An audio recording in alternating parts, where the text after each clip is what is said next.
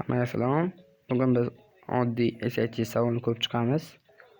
Bu SAT savolda bizadan what is the sum of the solution to this equation degan. Solution degan yechim, sum degani jam. Shu kvadrat tenglamani yechimlarini jamisini qo'shmasini so'rayapti. Biz bilamiz kvadrat tenglamani Viet teoremasi ishla qo'ysak bo'ladi. Ikkita sonni ko'paytirsak bu chiqishi kerak, qo'shsak plus 12 chiqishi kerak. Men chapachas. Bu 7 va